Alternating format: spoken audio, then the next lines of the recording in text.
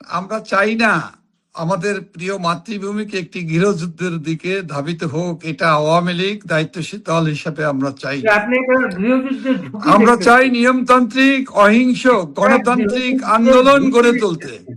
একটা গৃহযুদ্ধের ঝুঁকি দেখতেছেন আপনি, এত বিশাল আমি একটা গৃহযুদ্ধের রাজনীতি। দিকে তো আওয়ামী লীগের নেতা কর্মীরা এত বিশাল সংগঠন, এত লক্ষ লক্ষ নেতা কর্মী আছে, এরা নিয়ন্ত্রণের বাইরে চলে গেলে, এরা যদি নিয়ন্ত্রণের বাইরে যদি কেউ বিচ্ছিন্নভাবে যদি গৃহযুদ্ধের দিকে অথবা সহিংসতার দিকে এগিয়ে যায়, সে দায় দায়িত্ব তো আওয়ামী লীগ নিবে না, আওয়ামী লীগ নিতে পারবে না। এর দায় দায়িত্ব তো বর্তমান সরকারকেই নিতে হবে।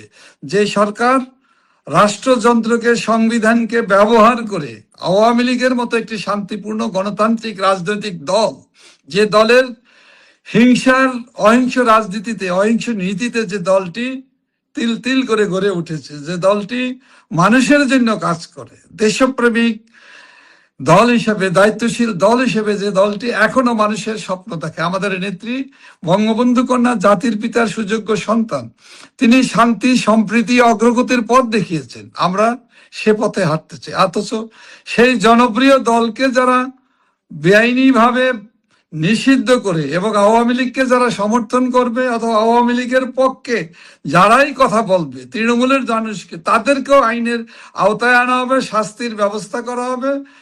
অর্থাৎ বাংলাদেশ আওয়ামী লীগকে নিশ্চিহ্ন করে দেওয়ার যে পায়তারা, এটা গত 20 মাসের 18 মাস অবৈধ দখলদার ফ্যাসিস্ট ইউনূস, জামাত শিবির, বিএনপি পারেনি, এখনো সম্ভব না, আগামীতেও এই যে সংগঠনটা, আপনি সেই ছাত্রলীগ থেকে আরম্ভ করে এই সংগঠনের দুর্দিনে দীর্ঘদিন ধরে আপনি জড়িয়ে আছেন, আপনার জীবন, আপনার এটাই আপনার সংসার। কিন্তু মূলত এই সংশোধনটি আজকে নিষিদ্ধ করার আইনগত উদ্যোগ নেওয়া হয়েছে, আপনি কিভাবে দেখেন বিষয়টাকে?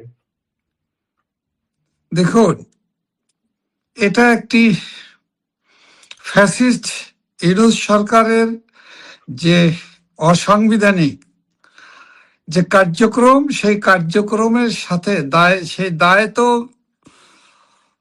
অবৈধ সরকার বহন করবে, ইউনূস সাহেবের সরকার, তার দোসররা বহন করবে। সেই দোসরদের সাথে যে বিএনপি নামক রাজনৈতিক দলের তারাও যে তাদের সাথে সংযুক্ত ছিল, তারা একটা সময় পর্যন্ত অস্বীকার করত। কিন্তু এখন এসে যে আওয়ামী লীগকে নিষিদ্ধ করার জন্য যে দায়িত্বটি, যে বেআইনি কর্মটি ইউনূসের উপর পড়ে, ইউনূস এবং তার দোসরদের উপরে, তার উপদেষ্টা পরিষদের উপরে পড়ে, এবং জামাত শিবির সহ যারা এর সাথে জড়িত তাদের উপর পড়ে, সেই দায়িত্বটা কিন্তু বর্তমান সরকার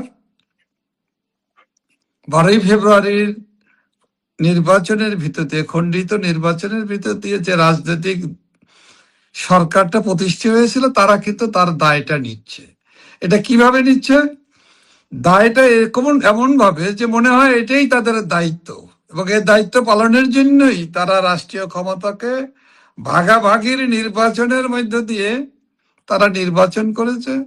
এবং তারা যে এক অভিন্ন, জামাত শিবির, বিএনপি, হিজবুত তহরির, জঙ্গি, সন্ত্রাসী এবং অবৈধ দখলদার ফ্যাসিস্ট ইউনূস এবং তার দোসর বাহিনী সবই এক অভিন্ন, এবং সেটাই কিন্তু প্রমাণিত হচ্ছে। বরঞ্চ আমি যদি এভাবে বলি যে ইউনূস সাহেবরা, তার দোসররা যে সাময়িকভাবে যে সিদ্ধান্তটা নিয়েছিল, সেইটা বিল আকারে সাংবিধানিকভাবে সেটা সংসদে উত্থাপন করার মধ্য দিয়ে তার একটি সফল হবে কতটুকু, তার একটি রূপ দিচ্ছে, অর্থাৎ একটি বৈধতা দেওয়ার অপচেষ্টা চালানো হচ্ছে। এটা মনে হয় অবৈধ দখলদার ইউনূস সরকার যেটা করেছে তার থেকে আর এক ধাপ বেশি এগিয়ে যে এমন ভাবে করা হচ্ছে যে আওয়ামী লীগ, শুধুমাত্র আওয়ামী লীগকে নিষিদ্ধ নয়, আওয়ামী লীগের নাম উচ্চারণ যারা করবে, তৃণমূলের যারা, যে মানুষগুলো আওয়ামী লীগকে প্রাণ দিয়ে ভালোবাসে এবং যারা আওয়ামী লীগ করে না কিন্তু আওয়ামী লীগের নীতি আদর্শকে যারা সমর্থন করে, সেই মানুষগুলোকেও পর্যন্ত বিচার করার আইনের আওতায় এনে এক ধরনের নৈরাজ্যকর পরিস্থিতির দিকে ঠেলে দেওয়া হচ্ছে। ভয় ভীতি সন্ত্রাসের আতঙ্কের যে রাজত্ব দখলদার ইউনূস সরকার, ফ্যাসিস্ট ইউনূস সরকার কায়েম করেছিল, প্রতিষ্ঠা করেছিল, সেই তারই ধারাবাহিকতা সেই মব সন্ত্রাস এবং সন্ত্রাসীদের, খুনিদেরকে, জঙ্গিদেরকে এবং যারা হত্যাকারী, যারা জনগণের হত্যাকারী, ছাত্র, যুবক, আইন শৃঙ্খলা রক্ষাকারী বাহিনী, পুলিশ বাহিনী, ধর্মীয় সংখ্যালঘুদেরকে যারা হত্যা করেছে, যারা অগ্নি সন্ত্রাস করেছে, তাদেরকে রক্ষা করার, তাদেরকে আইনি মোড়কে তাদেরকে নিরাপত্তা দেওয়ার দায়িত্বটাই মনে হচ্ছে বর্তমান এই সরকার কাঁধে নিচ্ছে, যেটা হবে দেশের মানুষের নাসিম জন্য। ভাই, নাসিম ভাই, আপনার সাথে আমার পরিচয় এরশাদ আন্দোলনের সময়। এরশাদ আন্দোলনের সময়, তারপরে খালেদা বিরোধী আন্দোলনের সময় যে আওয়ামী লীগকে আমরা দেখেছি, বিশাল একটা সংগঠন, বিশাল আন্দোলন, এই আওয়ামী লীগকে আমরা কিন্তু চিনতে পারি না। কিন্তু এই আওয়ামী লীগ কেন একটা নির্জীব মনে হয়, তার বিরুদ্ধে যা খুশি করা হচ্ছে, আওয়ামী লীগের প্রতিক্রিয়া কিন্তু আমরা সেইভাবে দেখি না। আপনি যে কথাটি বলেছেন, নির্জীব আওয়ামী লীগ কখনো নির্জীব না, আওয়ামী লীগ জীবন্ত। হয়তো মনে হবে আমরা কাব্যিক ভাষায় কথা বলতেছি, ব্যাপারটা এরকম না। আওয়ামী লীগ জীবন্ত, আওয়ামী লীগ বেঁচে থাকবে, আওয়ামী লীগের অস্তিত্ব থাকবে, আওয়ামী লীগের যে লক্ষ লক্ষ নেতা কর্মীরা, লক্ষ লক্ষ তৃণমূলের ভক্তরা আছেন, তরুণ সমাজ, প্রবীণ সমাজ, যুবকরা যেহেতু আওয়ামী লীগের সাথে আছে, আজকের যে প্রতিকূলতা, আজকে যে চরম যে উচ্ছৃঙ্খলা, বেআইনি কার্যক্রম, সন্ত্রাসীদের রাজত্বে পরিণত করা হয়েছে, জঙ্গিদের রাম রাজত্বে পরিণত করা হয়েছে, এখানে মব সন্ত্রাসকে পৃষ্ঠপোষকতা করা হয়, এখানে খুনিদেরকে রক্ষা করার জন্য ইন্ডেমনিটি দেওয়া হয়, এখানে যারা আইনের শাসনের জন্য সবচাইতে বেশি যারা হুমকি, সেই হুমকি যারা দেন, যারা হুমকি দিয়ে মানুষকে ভয় দেখে লুটতরাজ করছেন, তারা চাঁদাবাজি করছেন, লুণ্ঠন করছেন, তারা দেশটাকে ধ্বংসের দ্বার প্রান্তে নিয়ে যাচ্ছেন, তারাই হলো রাষ্ট্রের চালিকা এত শক্তি। জুলুমের শিকার সেই আপনারা, শক্তিকে মোকাবেলা আপনারা করার এত জুলুমের শিকার, এত জুলুমের শিকার, সে 5 আগস্টের পর থেকে জুলুম কিন্তু এখনো থেমে নাই। প্রতিরোধ দেখছি না কিন্তু আপনাদের। সেই জুলুম চলছে, সেই জুলুমের উপরে আরো জুলুম করার জন্য, আরো আরো ব্যাপকভাবে আতঙ্ক সৃষ্টি করা, মানুষদেরকে, আওয়ামী লীগকে শেষ করার জন্য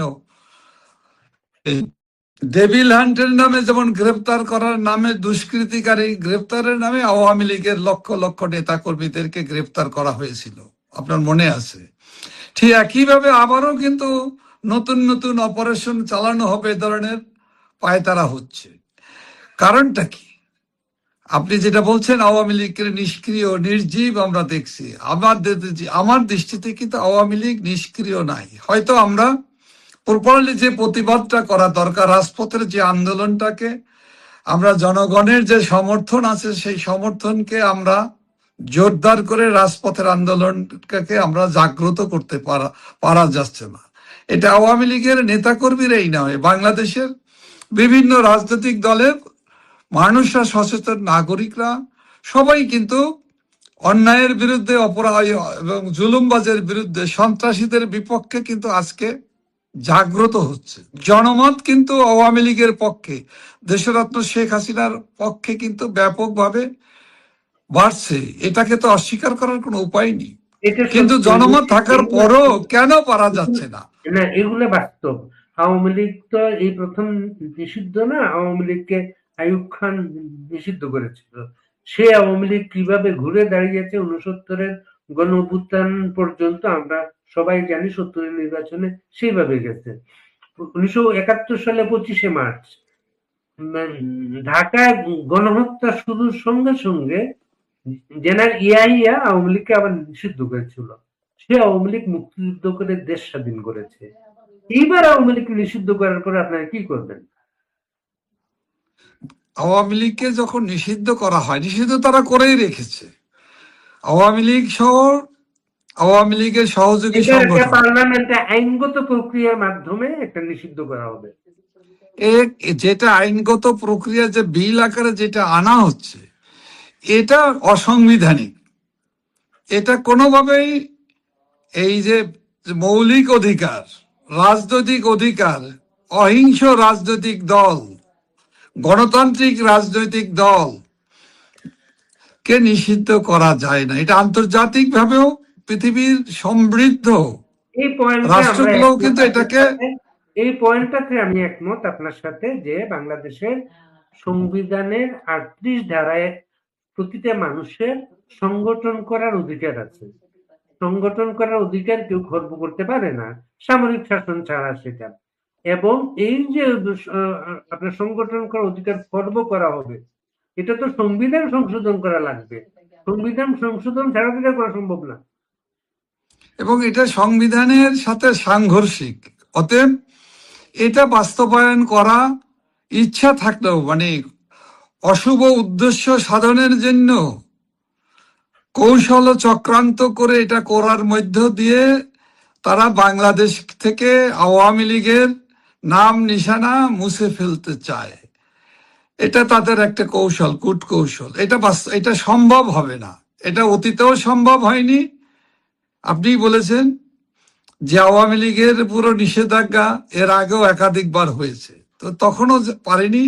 আর বর্তমানে এই যে সরকার, যে খণ্ডিত নির্বাচনের ভিতর দিয়ে যারা রাষ্ট্র ক্ষমতায় বসেছে, আমরা বাংলাদেশের মানুষ প্রত্যাশা করেছিল যে এরা হয়তো একটি স্বাভাবিক রাজনৈতিক পরিস্থিতি সৃষ্টি করার মধ্য দিয়ে দেশের সম্প্রীতি এবং স্থিতিশীলতা সৃষ্টি করার লক্ষ্যে কাজ করবে। কিন্তু ইলেকশনের আগে আপনাদের সঙ্গে যখন কথা বলেছি আমরা, তখন আমাদেরও মনে হয়েছে, আপনারাও মনে করছেন দেশে একটা নির্বাচিত সরকার আসলে একটা রাজনৈতিক পরিবেশ আসতে পারে। সেটা যে আসছে না সেটা একটা স্পষ্ট। একজন দর্শক দেখতে দেখতে আপনাকে, যে তার নাম তাজউদ্দিন, তিনি বলেছেন ফাইট ছাড়া কিছু হবে না নাসিম ভাই। মানে এটার দুইটা পথ হতে হবে। এই ধরনের সিদ্ধান্ত আসার পরে দুইটা পথ। আইনগত পথ, আপনি আদালতে যেতে পারেন। আপনি আদালত যদি আদালত কি করবে জানি না, আদালত যদি সঠিকভাবে কাজ করে এই আইন টিকবে না। উচ্চ আদালতে দুইটা পথ আছে। একটা আদালতে যেতে পারেন, আর একটা হচ্ছে মানুষকে নিয়ে রুখে দাঁড়াতে পারেন। কোনটা করবেন আপনারা? দেখুন, এটা দুইটি জায়গায় যাওয়া যায়, কিন্তু আইনের শাসন যে দেশে নাই, যেখানে আদালতে বিচারকের কথা বলার অধিকার নেই, যেখানে হুমকি দেওয়া হয়, পদত্যাগ করতে বাধ্য করা হয়, লাঠির বাড়ির ভয় দেখানো হয়, আদালতের আইনজীবীদেরকে সেখানে পিটিয়ে পদদলিত করে পিষ্ট করা হয়, আদালতে বিচার প্রার্থী রাজবন্দীদেরকে আঘাত করে নির্মমভাবে তাদের উপর অত্যাচার করা হয়, সেই দেশে আদালতের কাছে যেয়ে এই শাসক গোষ্ঠী রাষ্ট্রীয় ক্ষমতা যারা দখল করে আছে, যাদের যেহেতু তাদের আমলে তাদের কাছে আদালত থেকে ন্যায্য বিচার পাওয়ার কোনো সুযোগ নেই, এরাই ক্যাঙ্গারু কোর্ট করে, এরাই অসাংবিধানিক ভাবে তারা আইসিটি আদালত করে আওয়ামী লীগের নেতা কর্মীদেরকে, বঙ্গবন্ধু কন্যাকে, মুক্তিযুদ্ধের নেতৃত্ব দানকারী দলের সভাপতিকে, দেশরত্ন শেখ হাসিনাকে মৃত্যুদণ্ড দিয়ে দেওয়া হয়, এবং আমাদের আরো অসংখ্য নেতা কর্মীদেরকে ফাঁসির কাস্টে ঝুলাবার আদেশ তারা দিবে। বাস্তবায়ন হয়তো তারা করতে পারবে না, এটা কখনোই সম্ভব নয়। বাংলাদেশের মানুষের প্রতি আমাদের বিশ্বাস আছে, জনগণ এবং আওয়ামী লীগের নেতা কর্মীরা এই সকল অপকর্মের দাঁত ভাঙা জবাব দিবে। তো যে কথাটি আমরা মূল আলোচনায় আসি, আপনি যেটা বলেছেন কিভাবে একজন শ্রোতা বলেছে ফাইট করতে হবে, লড়াই চালিয়ে যেতে হবে, রাস্তার আন্দোলনের কথাকেই ইঙ্গিত করেছে। জনসমর্থনকে তিনি জনগণের সমর্থন নিয়ে রাস্তার আন্দোলনের যে যুদ্ধ, জন আন্দোলন, জনসংগ্রাম, সেই সংগ্রামের কথা বলেছেন। আমি মনে করি এটা বিষয়টা হলো জনগণের আন্দোলন করতে হবে। আওয়ামী লীগ জনগণের দল। আওয়ামী লীগ মানুষের অধিকার প্রতিষ্ঠার জন্যই শাসন, শোষণ, দুঃশাসন মুক্ত একটি বাংলাদেশ বিনির্মাণের জন্য, বাংলাদেশের মানুষের অধিকার প্রতিষ্ঠার জন্য, বাংলাদেশ সৃষ্টির জন্য আওয়ামী লীগের জন্ম হয়েছে, আমাদের মহান নেতা জাতির পিতা বঙ্গবন্ধু শেখ মুজিবুর রহমান। তো তার জীবদ্দশায়ও এই আওয়ামী লীগকে নিষিদ্ধ করা হয়েছে। সেদিন কিন্তু বাংলাদেশের জনগণের শক্তিতে বাংলাদেশ আওয়ামী লীগ পাকিস্তানি হানাদার বাহিনী, পাকিস্তানি ঔপনিবেশিক শাসক গোষ্ঠী, সামরিক শাসক গোষ্ঠীকে, স্বৈরতান্ত্রিক শক্তিকে মোকাবেলা করেই কিন্তু আওয়ামী লীগ ঘুরে দাঁড়িয়েছে। আজকের বাংলাদেশে সেই পাকিস্তানিদের প্রেতাত্মারাই, তাদের উত্তরসূরি হিসাবে যাদেরকে আমরা দেখি বাংলাদেশে, মানে আজকে স্পষ্টত তারাই তো একই, তাদেরই উত্তরাধিকারে আজকে দেশ চালাচ্ছে। আমি মনে করি আমরা বাংলাদেশের জনগণ, আওয়ামী লীগের ভক্ত, তৃণমূলের মানুষেরা, তৃণমূলের আওয়ামী লীগ, বাংলাদেশের তৃণমূল প্রান্তিক পর্যায়ের জনগোষ্ঠী সহ সকল শ্রেণী পেশার মানুষ, সকল গণতান্ত্রিক রাজনৈতিক শক্তি, প্রগতিশীল শক্তি, তরুণ সমাজ, ছাত্র সমাজ, যুব সমাজ অচিরেই রাজপথের আন্দোলনে, বঙ্গবন্ধু কন্যা দেশরত্ন শেখ হাসিনার নেতৃত্বে রাজপথের আন্দোলনে তারা বেরিয়ে পড়বে, তারা অংশগ্রহণ করবে। এবং জনমত যেহেতু আওয়ামী লীগের পক্ষে, দেশরত্ন শেখ হাসিনার পক্ষে ব্যাপকভাবে বৃদ্ধি পেয়েছে। আপনি 2024 সালের 5ই আগস্টের অবস্থা থেকে আজকের পরিস্থিতিতে এই 20 মাসের ব্যবধানে বাংলাদেশের মানুষের কাছে একটি জিনিস কিন্তু স্পষ্ট হয়েছে, বুঝতে পেরেছে, জনমত তাদের মতামত ব্যক্ত করেছে। সেটা হলো বাংলাদেশের মানুষ প্রতারিত হয়েছে এবং তারা প্রতারক ইউনুসের প্রতারণার শিকার হয়ে তারা বাংলাদেশকে ধ্বংসের দ্বার প্রান্তে নিয়ে যাওয়ার জন্য তারা যে দায়ী, এই দায়িত্ববোধের জায়গাটি আজকে তারা বুঝতে পেরেছে। তারা এটাকে জাতির কাছে তারা ক্ষমা চাওয়ার মতো বিভিন্নভাবে তারা বলার চেষ্টা করেছে। এই কথাটাও কিন্তু প্রকাশ করে বলার সুযোগ মানুষের কাছে নেই। সামাজিক যোগাযোগ মাধ্যমগুলোতে আসছে, তারা দেশরত্ন শেখ হাসিনাকে বাংলাদেশে ফিরিয়ে আনার জন্য তারা যে কোনো আন্দোলনে তারা অংশগ্রহণ করতে চায়। তারা ইতিমধ্যেই তাদের মতামত দিয়েছে। বাংলাদেশকে একটি সুশাসন প্রতিষ্ঠা করতে হলে, বাংলাদেশের অগ্রগতির পথে এগিয়ে নিয়ে যেতে হলে, শান্তি সৃষ্টি করতে হলে এবং সকল ধর্ম বর্ণ নির্বিশেষে সম্প্রীতির বাংলাদেশ গড়ে তুলতে হলে, আত্মনির্ভরশীল বাংলাদেশ গড়ে তুলতে হলে দেশরত্ন শেখ হাসিনা ছাড়া আর কোনো যোগ্য লোক এখন পর্যন্ত বাংলাদেশের মানুষ এখন।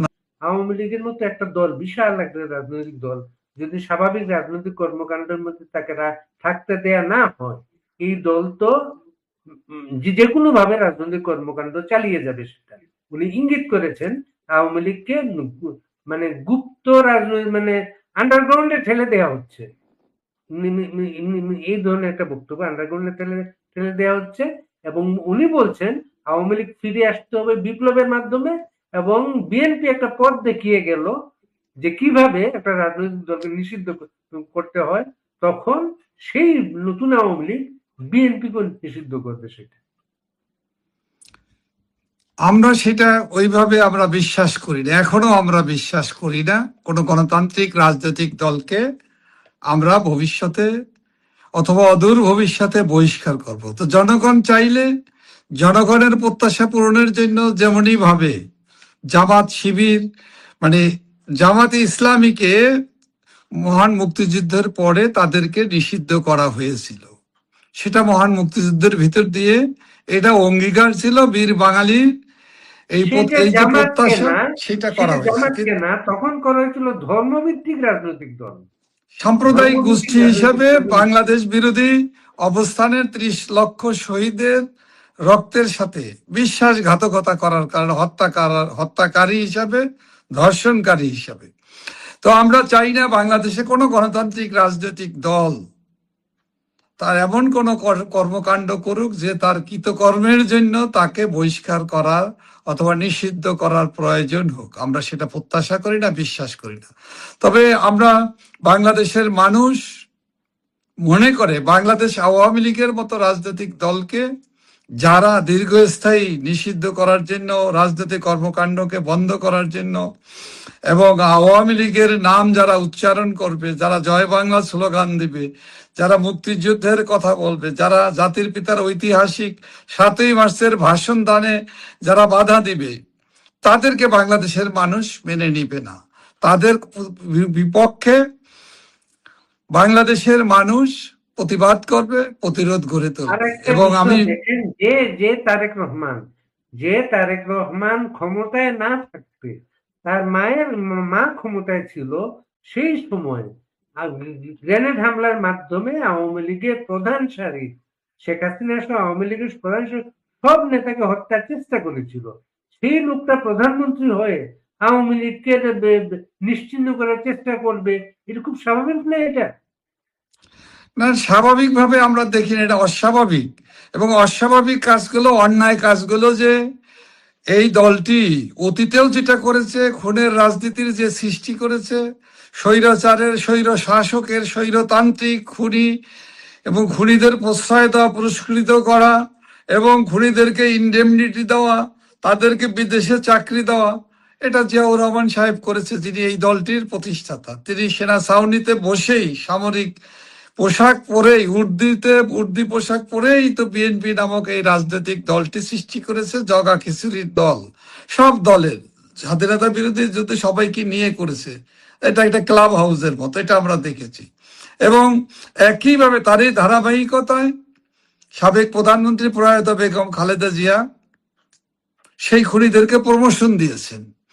এবং দেখা গেছে বঙ্গবন্ধু হত্যাকারী খুনিদেরকে যখন বিচারের আওতায় আনা হলো, তখন তাদেরকে রক্ষা করার জন্য, তাদেরকে বাঁচাবার জন্য তিনি আন্দোলনে নামলেন এবং রাজপথ বন্ধ করা, হরতাল আহ্বান করা, যেদিন আদালত রায় দিবে সেদিনও হরতাল ডেকেছিল। এটা তো বিএনপির ইতিহাস। মানে কি, খুনিদেরকে, জাতির পিতার খুনি, জাতির পিতার পরিবারের সদস্যদেরকে, খুনিদেরকে রক্ষা করার জন্য ইনডেমনিটি দিলে জিয়াউর রহমান, খালেদা জিয়া শাসন আমলে তাদেরকে রক্ষা করার জন্য আন্দোলন করলেন।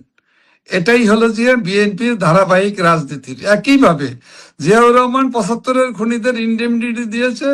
অপারেশন ক্লিন হার্টের নামে আমাদের অসংখ্য নেতাকর্মী মানুষকে হত্যাকারীদের হাত থেকে যারা হত্যা করেছে তাদেরকে রক্ষা করার জন্য ইনডেমনিটি দিয়েছিলেন বেগম খালেদা জিয়া। ঠিক একইভাবে অবৈধ দখলদার ফ্যাসিস্ট ইউনূস যে ইনডেমনিটি যেটা দিয়েছে 5ই আগস্ট, 16ই জুলাই থেকে 5ই আগস্ট এবং আজ অবধি পর্যন্ত যারা 5ই আগস্টের পর থেকে দীর্ঘ সময় যারা হত্যাকাণ্ডের সাথে, সন্ত্রাসের সাথে জড়িত, আওয়ামী লীগের নেতাকর্মী থেকে আরম্ভ করে আইন শৃঙ্খলা রক্ষাকারী বাহিনী, পুলিশ বাহিনী, আনসার বাহিনীর সদস্য, ধর্মীয় সংখ্যালঘু যারা আছে তাদের উপর, তাদেরকে ধর্ষণের সাথে যারা জড়িত সেই সন্ত্রাসীদেরকে, র্যাপিস্টদেরকে, খুনিদেরকে রক্ষা করার জন্য ইনডেমনিটি দিয়েছে অবৈধ দখলদার ফ্যাসিস্ট ইউনূস। আর সেই খুনিদেরকে, সেই ইনডেমনিটিকে আইনে পরিণত করার জন্য সংবিধান কে পবিত্র করার দায়িত্বটা কিন্তু বর্তমান সরকার নিয়েছে। এই সরকারকে, বিএনপির এই সরকার প্রধানকে, তারেক রহমান, তিনি কোন ধারাবাহিকতা রাজনীতির উত্তরাধিকার। সেই কারণে আজকে আপনি একটু আগে বলেছিলেন যে আশার সঞ্চার, মানুষের আশা তো সবসময়, মানুষ আশা দেখবে, স্বপ্ন দেখবে, স্বপ্নচারী মানুষ স্বপ্ন দেখবে, কিন্তু এদের কাছ থেকে স্বপ্ন দেখার কিছু নেই।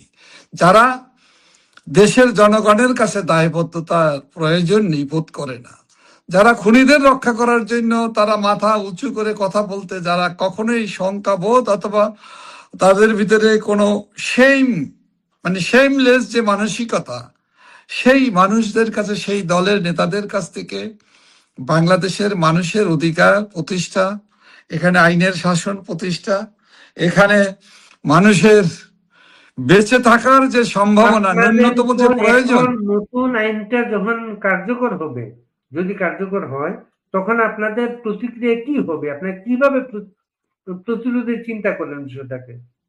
আমরা এটাকে তো তীব্র, এই কর্মকাণ্ডই সম্পূর্ণ বেআইনি, অসাংবিধানিক। এটাকে আমরা তীব্র নিন্দা জানাই, প্রতিবাদ জানাই এবং বাংলাদেশের মানুষের কাছে আমাদের আহ্বান থাকবে নিন্দা জানাই এবং প্রতিবাদের ভিতর দিয়ে নিন্দা জানাই, প্রতিবাদ জানাই বললে তো এটা রহিত হয়ে যাবে না। আমরা চাই না আমাদের প্রিয় মাতৃভূমিকে একটি গৃহযুদ্ধের দিকে ধাবিত হোক, এটা আওয়ামী লীগ দায়িত্বশীল দল হিসাবে আমরা চাই তো না। আপনি একটা গৃহযুদ্ধের ঝুঁকি আমরা চাই দেখতেছেন, নিয়মতান্ত্রিক অহিংস একটা গণতান্ত্রিক গৃহযুদ্ধের আন্দোলন ঝুঁকি গড়ে তুলতে। দেখতেছেন, একটা গৃহযুদ্ধের ঝুঁকি দেখতেছেন আপনি, এত বিশাল আমি একটা গৃহযুদ্ধের রাজনীতি। দিকে তো আওয়ামী লীগের নেতা কর্মীরা, এত বিশাল সংগঠন, এত লক্ষ লক্ষ নেতা কর্মী আছে, এরা নিয়ন্ত্রণের বাইরে চলে গেলে, এরা যদি নিয়ন্ত্রণের বাইরে যদি কেউ বিচ্ছিন্ন ভাবে যদি গৃহযুদ্ধের দিকে অথবা সহিংসতার দিকে এগিয়ে যায়, সে দায় দায়িত্ব তো আওয়ামী লীগ নিবে না, আওয়ামী লীগ নিতে পারবে না। এর দায় দায়িত্ব তো বর্তমান সরকারকেই নিতে হবে। যে সরকার রাষ্ট্রযন্ত্রকে, সংবিধানকে ব্যবহার করে আওয়ামী লীগের মতো একটি শান্তিপূর্ণ গণতান্ত্রিক রাজনৈতিক দল, যে দলের অহিংস রাজনীতিতে, অহিংস নীতিতে যে দলটি তিল তিল করে গড়ে উঠেছে, যে দলটি মানুষের জন্য কাজ করে, দেশপ্রেমিক দল হিসেবে, দায়িত্বশীল দল হিসেবে যে দলটি এখনো মানুষের স্বপ্ন দেখে, আমাদের নেত্রী বঙ্গবন্ধু কন্যা, জাতির পিতার সুযোগ্য সন্তান, তিনি শান্তি, সম্প্রীতি, অগ্রগতির পথ দেখিয়েছেন। আমরা সে পথে হাঁটতে চাই। অথচ সেই জনপ্রিয় দলকে যারা বেআইনি ভাবে নিষিদ্ধ করে এবং আওয়ামী লীগকে যারা সমর্থন করবে অথবা আওয়ামী লীগের পক্ষে যারাই কথা বলবে, তৃণমূলের মানুষকে, তাদেরকেও আইনের আওতায় আনা হবে, শাস্তির ব্যবস্থা করা হবে। অর্থাৎ বাংলাদেশ আওয়ামী লীগকে নিশ্চিহ্ন করে দেওয়ার যে পায়তারা, এটা গত 20 মাসের 18 মাস অবৈধ দখলদার ফ্যাসিস্ট ইউনূস, জামাত, শিবির, বিএনপি পারেনি, এখনো সম্ভব না, আগামীতেও পারবেন। আপনি হয়তো যে কথাটা বলতেছেন, আপনি আশা দেখেন, আমি আশা দেখি। আমি আশাবাদী মানুষ। আওয়ামী লীগের মানুষেরা, বাংলাদেশের মানুষের প্রতি আমার ভরসা আছে, আস্থা আছে, বিশ্বাস আছে।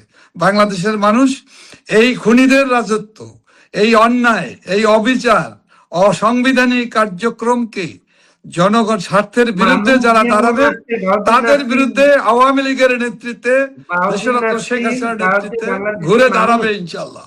বাংলাদেশের মানুষ যেমন আপনার পক্ষে আছে, আপনাদের আছে বিশাল একটা কর্মী বাহিনী আছে আপনাদের, এত ডেডিকেটেড কর্মী বাহিনী, এত ঝুঁকি নিয়ে কাজ করা কর্মী বাহিনী বাংলাদেশে আর কোনো রাজনৈতিক দলের নাই।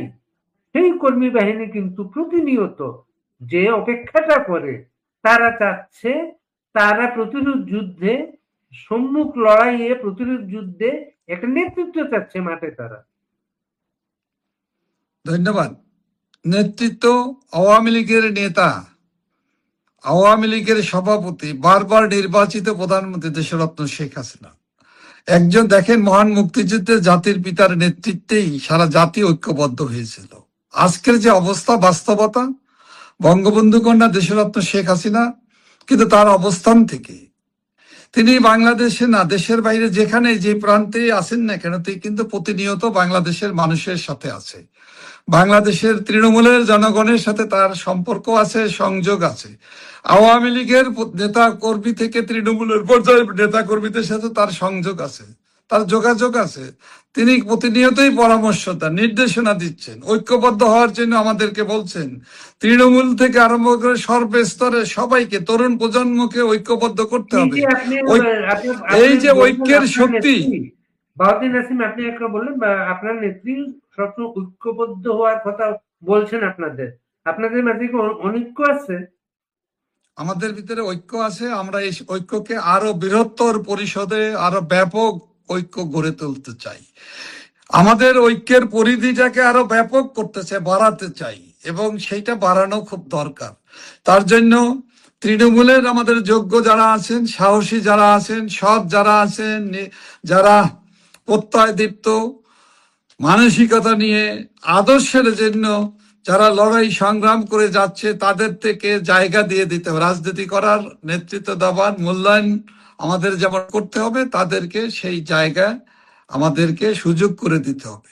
এবং তাদেরকে অতীতের ন্যায়, আওয়ামী লীগ যেভাবে বাংলাদেশের মানুষের একটি জনপ্রিয় এক দল হিসেবে আওয়ামী লীগ প্রতিষ্ঠিত হয়েছিল, আজকের অবস্থায় দেশরত্ন শেখ হাসিনার নেতৃত্বে সেই পূর্বের অবস্থায়, স্বাধীনতা মুক্তিযুদ্ধের আগের অবস্থায় যেভাবে জাতির পিতা আওয়ামী লীগকে এগিয়ে নিয়েছিল, নেতৃত্ব দিয়েছিল। আমরা তারই সুযোগ্য সন্তান জননেত্রী শেখ হাসিনার নেতৃত্বে আমরা ঐক্যবদ্ধ আছি। এই ঐক্যবদ্ধ পরিধিকে আরো ব্যাপকভাবে তৃণমূল পর্যায় পর্যন্ত আমরা এটা বাড়াতে চাই এবং এটা আমরা বাড়াতে সক্ষম হব। আমি বিশ্বাস করি এই ঐক্য বিনষ্টের জন্য একটি অংশ, ক্ষুদ্র অংশ ষড়যন্ত্র করবে।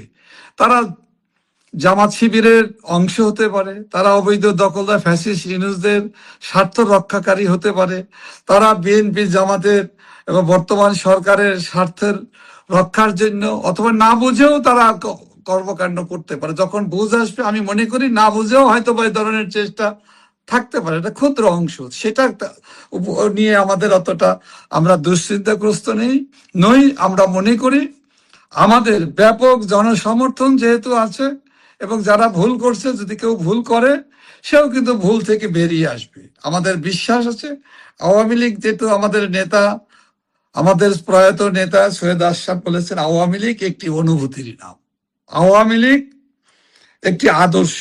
আমি তার কণ্ঠে কণ্ঠ মিলিয়ে, বাংলাদেশের মানুষের কণ্ঠে কণ্ঠ মিলিয়ে, দেশরত্ন শেখ হাসিনার কণ্ঠে কণ্ঠ মিলিয়ে বলতে চাই, আওয়ামী লীগ জনগণের ভিতর থেকে তৈরি দল। আওয়ামী লীগ বাংলাদেশের আপামর সকল শ্রেণী গোষ্ঠীর প্রতিনিধিত্ব করেন। আওয়ামী লীগ বাংলাদেশের সকল ধর্মীয় সম্প্রদায়ের প্রতিনিধিত্ব করে। আওয়ামী লীগ অহিংস নীতিতে বিশ্বাস করে। যারা দখল করে জোরপূর্বক সহিংসভাবে অতীতেও যারা রাষ্ট্র ক্ষমতা দখল করে দেশ পরিচালনা করতে চেয়েছে, তারা কিন্তু ব্যর্থ হয়েছে, তারা সফল হতে পারেনি, এবারও পারবে, এক্ষেত্রেও পারবে না। এটা বাংলাদেশের মানুষ বিশ্বাস করে, আওয়ামী লীগের প্রতিটি মানুষ, তৃণমূলের মানুষ, সবাই এটা বিশ্বাস করে এবং এই বিশ্বাসই আমাদের শক্তি।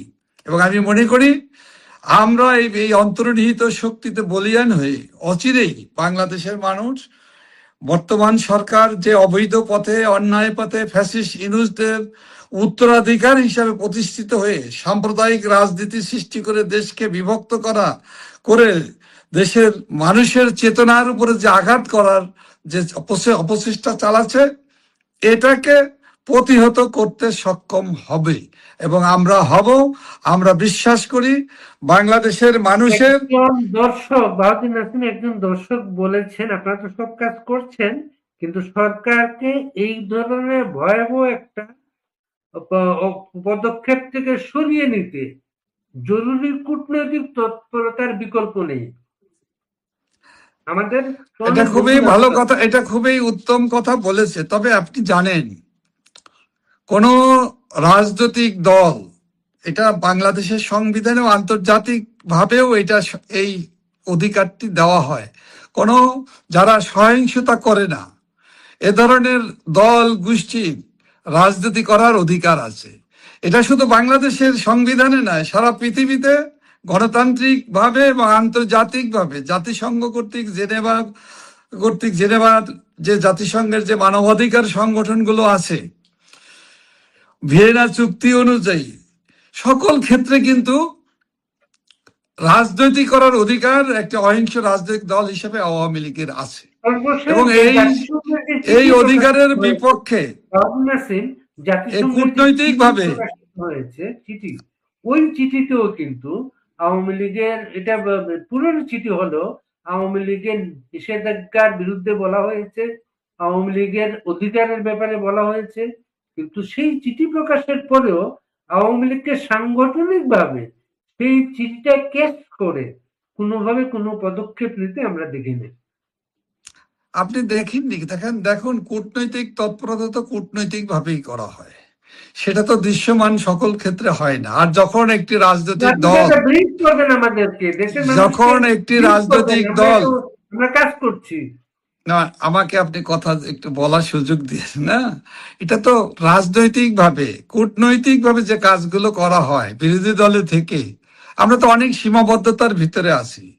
সেক্ষেত্রে কৌশলগত কারণে হয়তো ব্রিফ যদি না করা হয়, সেটুকু তো আপনাকে কনসিডার করতে হবে। এই বিষয়গুলোর ব্যাপারে আমি বিশদ বলতে চাই না। কূটনৈতিক তৎপরতা যে আছে, কূটনৈতিকভাবে আন্তর্জাতিকভাবে গণতান্ত্রিক রীতিনীতির প্রতি সারা দুনিয়ার যে সমর্থন আছে সেটা কিন্তু প্রকাশিত হচ্ছে, এমনি এমনি হচ্ছে তা তো না। জাতিসংঘ, যেই জাতিসংঘে আমরা দেখেছি 5ই আগস্টকে খুনিদেরকে পক্ষে তারা কথা বলেছে বিভিন্নভাবে, তারা ওইভাবে পক্ষে কথা না বলে প্রকারান্তে মনে হয়েছে তাদের তৎপরতাগুলো ফ্যাসিস্টদের পক্ষে গিয়েছিল, এবং তারাই আজকে একটি অল্প মানে একটি সময়ের ব্যবধানে আওয়ামী লীগের পক্ষে, রাজনীতি করার অধিকারের পক্ষে, মানবাধিকারের পক্ষে, নির্বাচনে আওয়ামী লীগ সহ বড় রাজনৈতিক দলকে অংশগ্রহণ করার পক্ষে কথা বলছে। আপনিই বলছেন। একইভাবে কিন্তু জাতিসংঘ না, মানবাধিকার সংগঠনগুলো কিন্তু এই কথাগুলো বিভিন্নভাবে বলছে, এবং খুনিদেরকে রক্ষা করার জন্য যারা উদ্যোগ নিয়েছে ইন্ডেমিটির বিপক্ষে কিন্তু আন্তর্জাতিক মানবাধিকার সংগঠনগুলো কূটনৈতিক তৎপরতার ফসল কিন্তু এইগুলো। তো সেগুলো তো হচ্ছে, এবং এগুলোর মধ্য দিয়ে যিনি কূটনৈতিক উদ্যোগের রিকোয়েস্ট করেছেন, তিনি আবার বলেছেন মিছিল করে সাধারণ নেতাকর্মীকে মামলা না খাইয়ে কূটনৈতিক ভাবে এই জিনিসটার একটা নিষ্পত্তির চেষ্টা করুন। খুব ভালো কথা বলেছেন। আবার অনেকেই তো আপনার এখানে একটু আগে বলেছে আন্দোলন কবে করবেন, আন্দোলন না করলে, যুদ্ধ না করলে, লড়াই না করলে, মাঠে নামতে না পারলে, আপনিও বলছেন।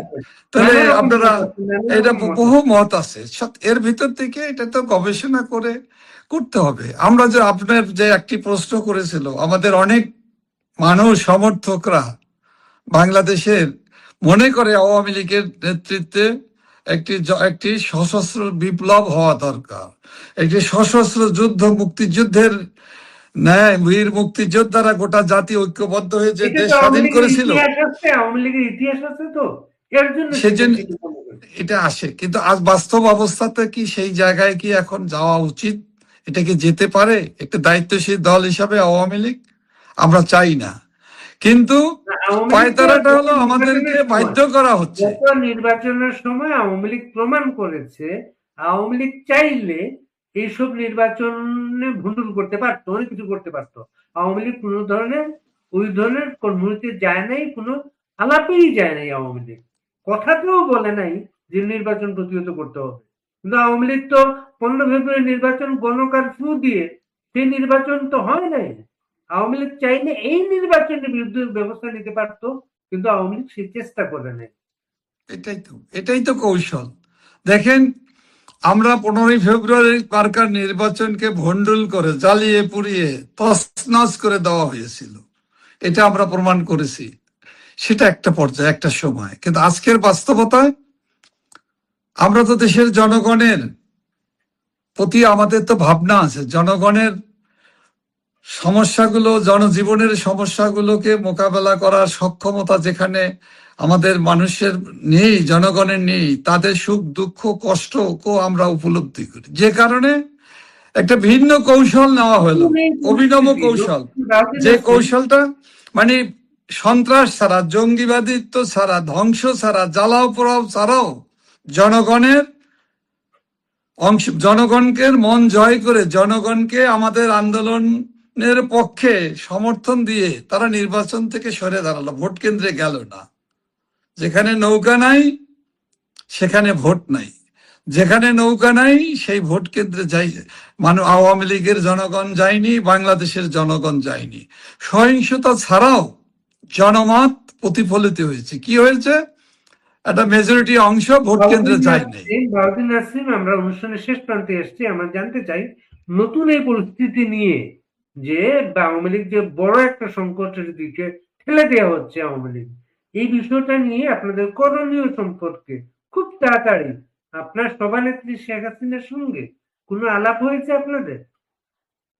দেখুন, আমাদের সাথে তো আলাপ পরামর্শ হয়ই। বাংলাদেশের এমন কোন তৃণমূলের জায়গা নেই, আপনি খবর নিয়ে দেখবেন যেখানে উনি কথা বলেন না, আলাপ করেন না, পরামর্শ নেন, শেয়ার করেন এবং পরামর্শ দিক নির্দেশনা দেন। আমরা আপনাকে একটা কথা বলতে চাই, আওয়ামী লীগের পক্ষ থেকে অবশ্যই এই সকল অপকর্মের বিপক্ষে সুনির্দিষ্ট সুনির্দিষ্ট পরিকল্পনা করেই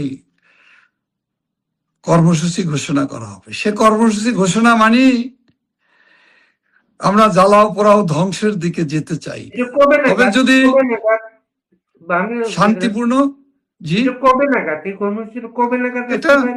আমরা আমরা মনে করি, বাংলাদেশের মানুষের মনে করে, আমরা যদি এখন আন্দোলনের কর্মসূচি, যেহেতু আমরা ইতিমধ্যে এদের স্বরূপ কিন্তু প্রকাশিত হয়েছে, আরেকটু সময় দিলে এরা আরো অনেক ধরনের দায়িত্বহীন কাণ্ড জ্ঞানহীন কাজ করতে থাকবে। হ্যাঁ, এতে জনগণের দুর্ভোগ বাড়বে, কিন্তু আমরা যদি আন্দোলনের কর্মসূচি ঘোষণা করা হয়, তা সেক্ষেত্রে কিন্তু আবার আর এক ধরনের অপপ্রচার করা হবে, বাংলাদেশের মানুষকে ভুল বোঝানো হবে রাষ্ট্রযন্ত্রকে ব্যবহার করে, যে এরা একটি সরকারকে সময়ই দিল না। এটা কিন্তু বলবে, আমরা মানে সেই আপনি সময়টা এখন দিতেছি। সরকারকে সময় দিচ্ছেন, আইন পাস আমরা সময় দিচ্ছি না, আমরা অপেক্ষা করে করছি। ফেলার পরে যে কর্মসূচি আসবে, আইন পাস করে ফেলার পরে যে কর্মসূচি আসবে। না, আইন পাশ করার জন্য যে আমরা অপেক্ষা করছি তা তো না। আপনার কথা তো মনে হচ্ছে তারা আওয়ামী লীগকে নিষিদ্ধ করবে, আমরা সেটা দেখার জন্য অপেক্ষায় আছি। ব্যাপারটা সেটা নয়। আমরা জনমত আমরা তৈরি করি, জনগণের ভিত্তিতেই তো আমাদের আন্দোলন করতে হবে। আমরা জনমত গঠন করার জন্য আমরা চেষ্টা চালিয়ে যাচ্ছি, আপনাদের সহযোগিতা চাচ্ছি। দেশবাসীর উপলব্ধির জায়গাটা আরো জোরদার হবে, সেই প্রচেষ্টাটা আমরা চালিয়ে যাব। এবার আমরা চালিয়ে যাচ্ছি, এবং আমরা দৃঢ়ভাবে বিশ্বাস করি বাংলাদেশের জনগণকে ন্যায় এবং মানে মানুষের ন্যায়সঙ্গত যে চাহিদাগুলো, আকাঙ্ক্ষা, সেই আকাঙ্ক্ষা পূরণের জায়গায় যারাই বাধা দিবে, যত পরাক্রমশীল শত্রুই হোক, শক্তিই হোক না কেন, রাষ্ট্রযন্ত্রকে ছায়া হিসেবে, ছাতা হিসেবে ব্যবহার করে জনগণের অধিকারের বিপক্ষে, জনস্বার্থের বিপক্ষে, গণতন্ত্রের বিপক্ষে যারাই অবস্থান নিবে, তাদেরকে মোকাবেলা করার মতো সাহস, শক্তি, সামর্থ্য বাংলাদেশের জনগণের আছে, এবং আওয়ামী লীগ সেই জনগণের, সেই জনগোষ্ঠীর প্রতিনিধিত্ব করে।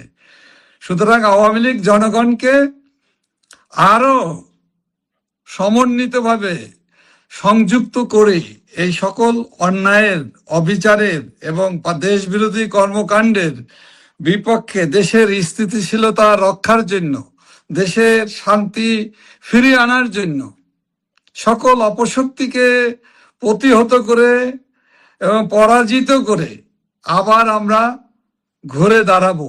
এটা বাংলাদেশের মানুষের কাছে আওয়ামী লীগের দৃঢ় প্রতিজ্ঞা, প্রত্যয়। আমি আপনাকে বলতে চাই যে যারা মনে করে আওয়ামী লীগ শেষ হয়ে গেছে, তাদের উদ্দেশ্যে বলছে, আওয়ামী লীগ কখনোই শেষ হয় না। আওয়ামী লীগ নিঃশেষ হওয়ার মতো দল না। আওয়ামী লীগ জনগণের যেহেতু সমর্থনে, জনগণের যেহেতু ভালোবাসায় বেড়ে ওঠা দল, এখনো বাংলাদেশের জনগণ আওয়ামী লীগের প্রতি আস্থা, বিশ্বাস আছে। আওয়ামী লীগের প্রতি জনপ্রিয়তা বাড়ছে। আওয়ামী লীগের সভাপতি দেশরত্ন শেখ হাসিনার প্রতি আওয়ামী লীগ, বাংলাদেশের মানুষের আস্থা, জনপ্রিয়তা উত্তরোত্তর বৃদ্ধি পাচ্ছে। এটা কিন্তু আওয়ামী লীগের শক্তি না। সবাই মনে করেন দেশের যখনই বড় ক্রাইসিস গুলো আসে, তখনই সবাই তাকে ফিল করেন, কারণ তিনি একজন 24/7 প্রাইম মিনিস্টার ছিলেন। তিনি সবকিছুই তার নখদর্পণে ছিল, এবং তিনি একটা ম্যানেজ মাস্টার আর কি। তার মতো সে ক্রাইসিস ম্যানেজার, সে ম্যানেজ মাস্টার যদি বলেন, আমি যে কোনো ক্রাইসিসকে সে মোকাবেলা করতে পারতো। হ্যাঁ, সে মোকাবেলা করতে পারে, তার সেই দক্ষতা আছে।